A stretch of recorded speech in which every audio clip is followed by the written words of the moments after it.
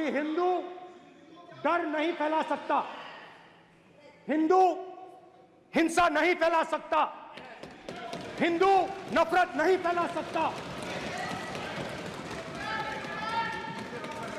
और बीजेपी 24 घंटा नफरत, हिंसा, नफरत, हिंसा, नफरत, हिंसा। सर, कहां तक इन लोगों ने डर फैला दिया। मैं आपको अयोध्या से शुरू करता हूं। सर नमस्कार। अयोध्या ने आपको मैसेज भेजा। सर मेरा सवाल है सर, इस माइक का कंट्रोलर किसके हाथ में? मैं बिल्कुल आपकी रिस्पेक्ट करता हूं स्पीकर सर, मगर मेरे भाषण के बीच में सच्चाई ये है कि माइक ऑफ हो जाता है। मैं क्या करूं, हो जाता है वो। अब आपने देखा मैंने अयोध्या शब्द यूज किया और माइक ऑफ हो गया। नो अरे ये प्रधानमंत्री मोदी जी के टाइम में आधा पैर आएगा क्या? तो अयोध्या ने राम भगवान की जन्मभूमि, प्लीज ब्रदर, राम भगवान की जन्मभूमि ने बीजेपी को मैसेज दिया और ये आपके सामने मैसेज बैठे हुए हैं। मैंने इनसे पूछा, कल कॉफी पी, इनसे मैंने पूछा बताइए, कि बताइए ये हुआ क्या? बीजेपी ने राम मंदिर का इनॉग्रेशन किया, बोलने दीजिए, राम मंदिर का इनॉग्रेशन किया। अरे भाई आप हार गए, उसको सहन करिए। नाम बोलने की कोई जरूरत नहीं है, मैं भाषण दे रहा हूं, आप नहीं दे रहे हो। मुझे बोलना है जो बोलना है, मुझे नाम लेने की कोई जरूरत नहीं, मुझे जो बोलना है मैं बोलूंगा।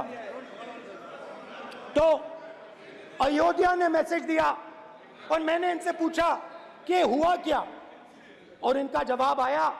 मैंने उनसे पूछा कि आपको कब पता लगा कि आप अयोध्या में जीत रहे हो, और आपने कहा पहले दिन से मुझे पता था। सही बात। और मैंने कहा ये क्या हुआ? उन्होंने कहा राहुल जी, अयोध्या में एयरपोर्ट बना, अयोध्या की जनता से जमीन छीनी गई और आज तक उन्हें मुआवजा नहीं मिला है। उन्होंने कहा, सही बात, उन्होंने कहा कि अयोध्या में जो भी छोटे छोटे दुकानदार थे, जो भी छोटी छोटी बिल्डिंग्स थी, उन सारों को तोड़कर गिरा दिया गया और उन लोगों को सड़क पर कर दिया गया। इन्होंने यह भी कहा कि अयोध्या के इनॉग्रेशन में अयोध्या की जनता को बहुत दुख हुआ, क्योंकि इनॉग्रेशन में अदानी जी थे, अंबानी जी थे, मगर अयोध्या का कोई नहीं था। और ये कारण था कि अयोध्या की जनता में, उनके दिल में नरेंद्र मोदी जी ने भय डाल दिया। उनकी जमीन ले ली, उनके घर गिरा दिए, और फिर अयोध्या के गरीब लोगों को, किसानों को, मजदूरों को मंदिर के इनॉग्रेशन तक नहीं जाने दिया। मंदिर के इनॉग्रेशन छोड़ो, उसके बाहर भी नहीं जाने दिया। और इसीलिए अयोध्या की जनता ने सही मैसेज भेजा। अच्छा, इन्होंने मुझे एक और बात बोली, 3 बार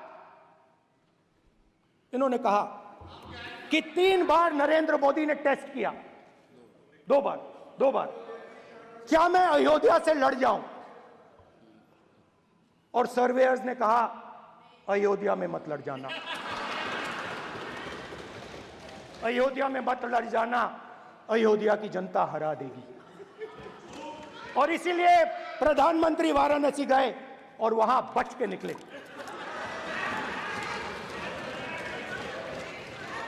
तो अयोध्या की जनता को डराया,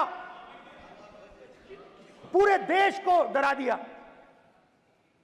मैं आपको बताता हूं, आज सुबह में आया, राजनाथ सिंह जी ने मुस्कुरा के मुझे नमस्ते की, और मोदी जी बैठे हैं, मुस्कुराहट नहीं, सीरियस, नमस्ते भी नहीं करते। कहीं मोदी जी ना देख लें, प्रॉब्लम हो जाएगी। वही कहानी गडकरी जी की है, सच्चाई है। अरे भाई, अयोध्या की जनता को छोड़ो, ये तो बीजेपी वालों को डराते हैं।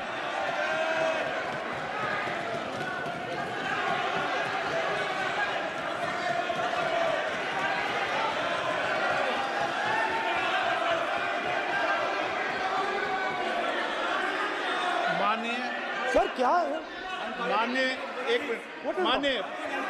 माननीय प्रतिपक्ष के नेता, एक मिनट, माननीय प्रतिपक्ष के नेता, आप सदन के वरिष्ठ नेता हैं। मेरा आपसे आग्रह है कि राष्ट्रपति अभिभाषण पर डिबेट हो रही है, इसकी गरिमा, राष्ट्रपति अभिभाषण की गरिमा रखे ना। ये तो अपेक्षा आपसे सब करते हैं कि आप राष्ट्रपति अभिभाषण पे बोले, नीतियां पे बोले, कार्यक्रमों में बोले। अब व्यक्तिगत रूप से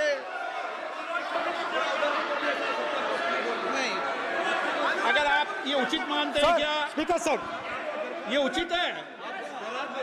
अगर आपकी पार्टी इसको उचित मानती है तो मुझे कुछ नहीं कहना। स्पीकर सर, माननीय अध्यक्ष जी, लोकतंत्र ने और संविधान ने मुझे सिखाया है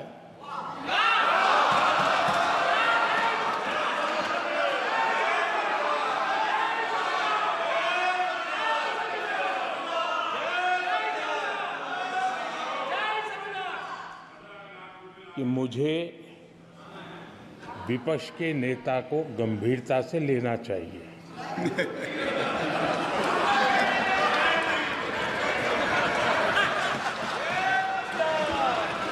स्पीकर सर,